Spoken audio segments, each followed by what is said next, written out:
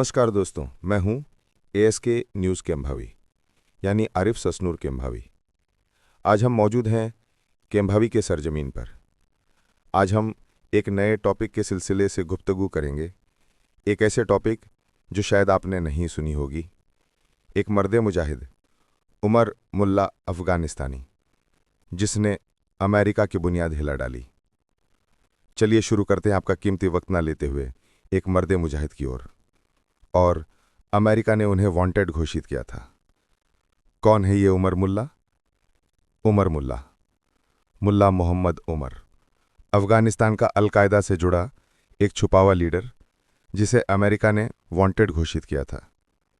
वो एक मर्द मुजाहिद के रूप में उभर कर निकला था। अफ़गानिस्तान के लिए वो एक हीरो से कम नहीं है। परिचय: उमर मुल्ला, जिनका असल नाम मुल्ला मोहम्मद ओमर था, अफ़गानिस्तान के एक इस्लामिक लीडर थे। उन्होंने 1990 के दशक में तालिबान संगठन की स्थापना की और 1996 से 2001 तक अफ़गानिस्तान पर राज किया। उनका चेहरा बहुत कम दिखाई दिया। वो ज़्यादा समय छुपे रहे और उनके बारे में हमेशा रहस्य बना रहा।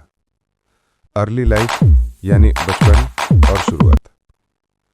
मुल्ला उमर का जन्म कांदाहार के एक छोटे गांव में हुआ था, 1950 से 1962 के बीच में। उन्होंने मदरसों में इस्लामिक तालीम हासिल की। जब 1979 में सोवियत यूनियन ने अफ़गानिस्तान पर कब्जा किया, तब ओमर ने मुजाहिदीन के रूप में लड़ाई में हिस्सा लिया। इसी दौरान उनकी एक आंख खत्म हो गई। इसी वजह से उन्हें एक आंख वाला नेता भी कहा जाता था। तालिबान का उत्थान 1994 टू 2001। 1994 में मुल्ला उमर ने अपने छात्रों के साथ तालिबान ग्रुप बनाया। तालिबान का मतलब होता है स्टूडेंट्स। तालिबान ने बहुत तेजी से अफ़गानिस्तान पर कब्जा कर लिया और 1996 में काबुल ले लिया। उसके बाद उन्होंने इस्लामिक एमिरेट ऑफ अफ़गानिस्तान बनाया। उनके राज में इस्लामिक कानून बहुत सख्ती से लागू किए गए। महिलाओं पर पर्दा निकालना मना था। टीवी, म्यूजिक और आज़ादी पर बैन लग गई। उनके नियम पर दुनिया भर से विरोध हुआ। अलकायदा से रिश्ता और अमेरिका से टकराव। 1990 के आखिर में तालिबान ने ओसामा बिन लादेन और उसके संगठन अलकायदा को अफ़गानिस्तान में पनाह दी। जब 11 सितंबर 2001 को अमेरिका पर अटैक हुआ यानी 9/11, तब अमेरिका ने तालिबान से मांग की कि ओसामा को उनके हवाले करें। उमर मुल्ला ने मना कर दिया।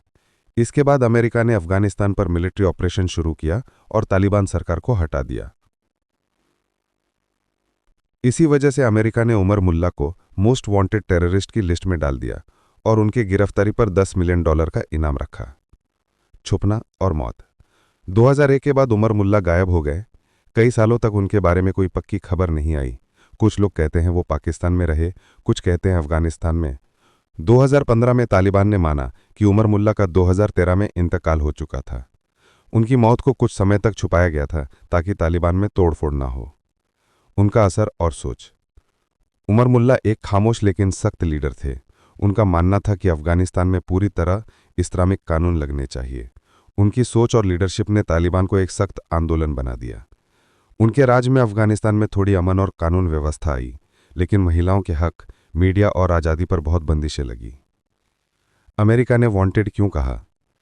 पहला, उमर मुल्ला ने ओसामा बिन लादेन को अफ़गानिस्तान में पनाह दी और उन्हें अमेरिका के हवाले करने से इनकार कर दिया।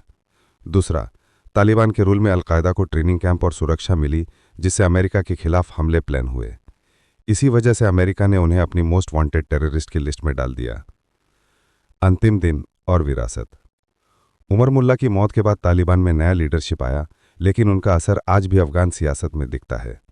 उनकी कहानी अफ़गानिस्तान के 40 साल के संघर्ष और धार्मिक राजनीति का एक अहम हिस्सा बनी हुई है। उमर मुल्ला एक ऐसे लीडर थे जिनके फैसलों ने पूरे अफ़गानिस्तान और दुनिया की सियासत बदल दी। उनका नाम आज भी तालिबान और अलकायदा के इतिहास में एक रहस्यमयी और प्रभावशाली शख्सियत के रूप में याद किया जाता है। आज का टॉपिक यहीं रुकते हैं। अगर आपको हमारा टॉपिक पसंद आया हो तो एक प्यारा सा कमेंट करना।